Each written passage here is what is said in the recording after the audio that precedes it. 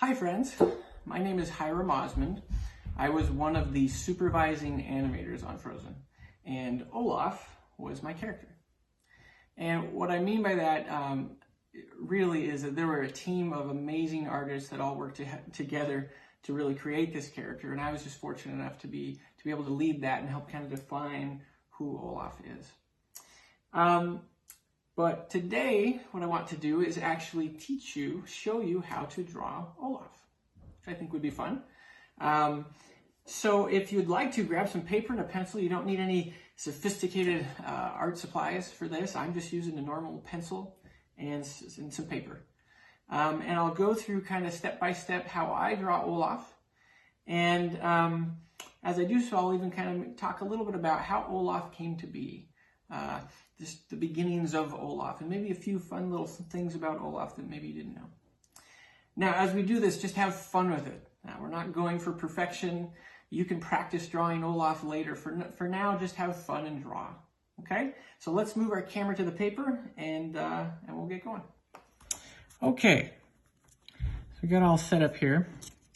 The first thing I do when I draw Olaf is I start with the basic shapes of the character. And you'll find that with most characters that you draw, it's really kind of finding those basic shapes to help guide you to the finished product. So with Olaf, he of course has a lot of round shapes, being a snowman. And so we'll start with a circle. And as you draw, keep it light, because as we continue to draw, we'll darken things in and get things looking better. But for now, let's keep it light and kind of just flow with the shapes here. So there's my circle, almost like a little oval circle shape. We're going to start with his head here.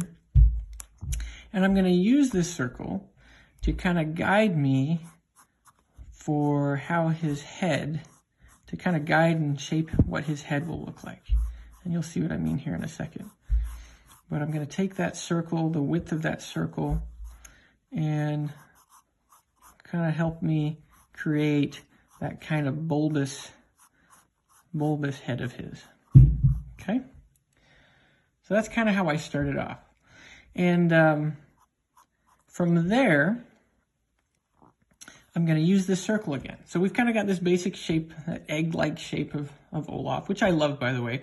Our head of visual development, Bill Schwab, he did the designs for Olaf, and I love the simplicity and that big Olaf, that now very familiar Olaf egg shape head of his. But anyway, so we take that same circle we've drawn, and I'm going to use this top portion of the circle here to kind of help me place the crease from where his mouth is going to be. And from that crease, I'm going to draw Olaf's mouth. Oops. Again, not going for perfection because I just made a little mess up there. But anyway, there's Olaf's mouth, just a little smile, okay? And then from there, I'm going to draw in Olaf's very familiar tooth. And you can see I'm going to use this circle again to kind of guide the placement of that tooth. You see the bottom arc of this circle is kind of where that tooth is going to line up. Okay. Now, a fun little fact about Olaf's tooth, when we were first developing Olaf, we weren't quite sure what material that tooth should have been made of. And for a while there, the tooth was actually made of, it was like a glass, or not glass, but an ice block in his mouth. Which was a fun idea, but ultimately it didn't quite look right. And so we finally decided, no, let's just go all snow. And his tooth became snow. All right, from here, and you can see I'm just kind of making little adjustments, but you can kind of see, oh, look, Olaf's head. We're kind of seeing Olaf appear here. And from there, we've got his mouth, got his tooth, and now I'm going to use this circle one more time to kind of help me guide where I want to place his nose. I'm just going to very lightly just put sort of an oval shape right here. We'll come back to this later, but that's kind of where I want Olaf's nose to be. All right, so from there, I'm going to come up to the top of his head here. You see kind of his head's kind of this little arc up here. I'm going to use that to kind of guide where I want his eyes to begin. And Olaf's got those very cute, very big eyes. And I'm going to start with there and there. Yes. You can kind of fill that in right there.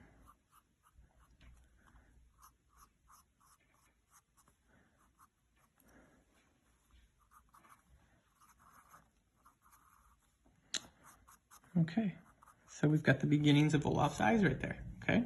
Again, we start seeing Olaf appear here. Still got a lot more to do, but now we've got his eyes kind of close to where we want them. And then from there, we're gonna stick those cute little brows of his right above those eyes.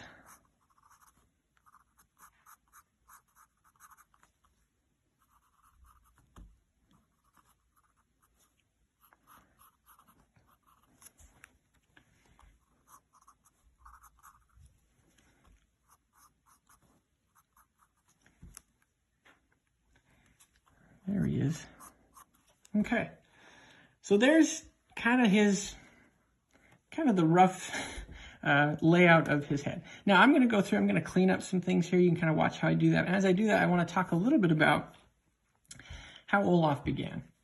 See, Olaf, at the very beginning of Frozen, we had a few screenings where Olaf, he was a much different character than he ended up being. In the beginning, Olaf, he was a little bit more snarky, a little bit more sarcastic, a little bit louder. We kind of found in those screenings that, you know, there's just something wasn't quite right about that. Wasn't quite right about Olaf being that type of character.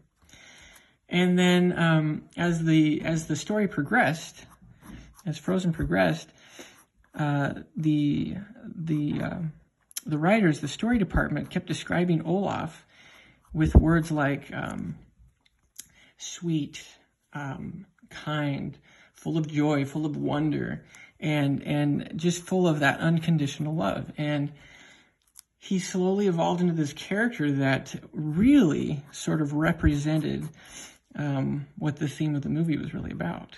And he sort of became this embodiment of love. And I just love that. And when that happened, he became a very different character. And of course, with the addition of Josh Gad's voice, which adds so much to him as a character, he became what he is today. And I love, Olaf, he makes us laugh. He's silly, right? He's a funny little guy. But because of that, because of his wonder and his love, we also can connect with him in a very emotional way. And I think there are not many characters that allow you to do that. Okay, so we got his nose. We got his head here, all worked out. Now, I'm going to open his mouth a bit because Olaf, typically, he's very excited, right? Let's open that mouth. So it's just a few lines you just put down there, opening his mouth. And then I like to kind of fill in that mouth with a little shading there, just a little shadow.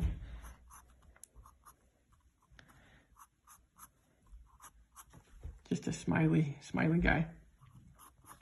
Now, one other thing that tends to happen as we make these characters is sometimes these characters wind up looking like us. I've been told that I look like Olaf a little bit, and honestly, I feel like that's because we spend so much time kind of staring at ourselves in the mirror, looking at our mouth shapes and to kind of create the mouth shapes for these characters. And I think that probably kind of transfers over a little to the character. Okay, so there he is. There's Olaf. Now from here, we got to get his cute little hair, cute little sticks. And that's another fun thing. We weren't quite sure what to do with his hair at the beginning.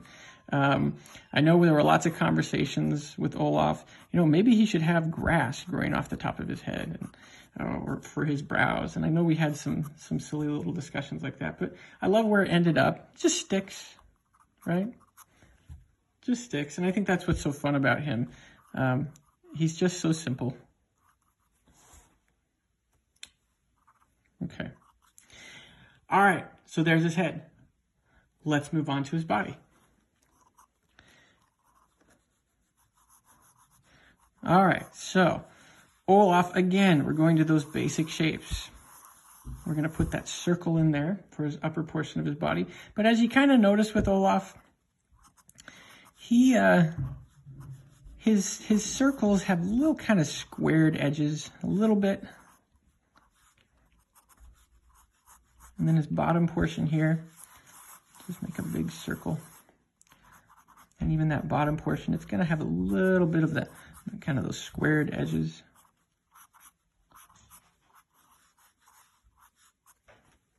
Right? And then, of course, we got to go in and put those cute little buttons, cute little pieces of coal. Now, one fun, I like to share this story, even though it embarrasses my son, but one fun little thing about Olaf is when we were trying to just, to figure out how he moves, he has a very distinct way that he moves as a character. And as the, again, going back, as that story department was describing Olaf and described him as full of energy and just full of wonder, sort of naive and silly and trusting. The more they talked about him, the more I thought, they're really kind of describing my son, And at the time, I had a toddler, my second oldest boy, who really behaved much like I kind of imagined Olaf would behave. And so I took some videos of my son. I brought those videos in, and I showed them to the animation crew as just sort of reference for how this little guy should behave and move. And there was always sort of a lift and an energy to the way my son would walk and run and play. And so we kind of used that as a reference to kind of define Olaf. So anyway, I always love to kind of share that. All right, so we've got his cute little feet. Let's give him a little ground here to to stand on. And he's done, right? Well, okay, let's give him some arms, shall we? Now, Olaf, I love this pose because Olaf, again, he's just so joyful, and I always kind of imagine him like, maybe he sees a friend, right? And or a squirrel in the forest. Something very Olaf like that. And he's just like, oh, hi, friend. And these hands, they're just sticks and kind of squarish little fingers. But he's saying, oh, hi, friend, how are you? And then maybe, let's get both those arms up there.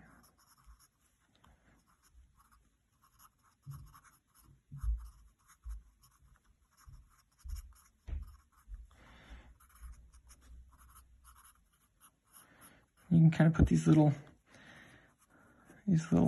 bending points in his arms. Now that's a fun thing to talk about too. So Olaf, if you notice, and maybe you did notice this, but in the movies, he doesn't bend his arms very much.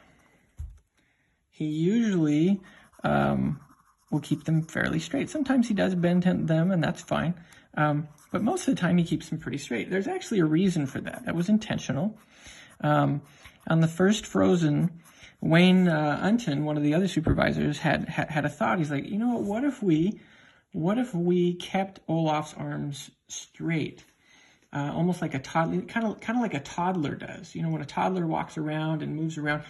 He's not bending his arm, or he or she's not bending his arms too much. It kind of keeps them straight, and you create kind of that sort of that toddler look.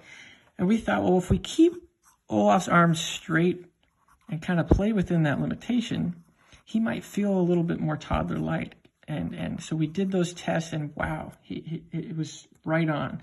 And it just feels, it really makes him feel sweet and toddler-like. So that was very much intentional. Okay, so there we are. We got Olaf. Looking good. He's so happy, isn't he? He's like, hi, friend.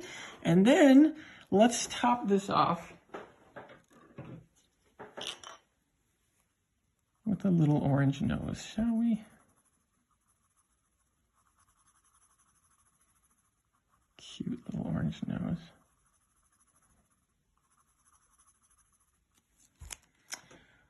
All right, friends, so there you have it. Now, all of you who've been following along, very important, you should always sign your name to your work. So I'm going to go down here, sign my name, and call it good. Thank you for following along. I hope you enjoyed this. I hope you learned some things about Olaf. And keep drawing, my friends.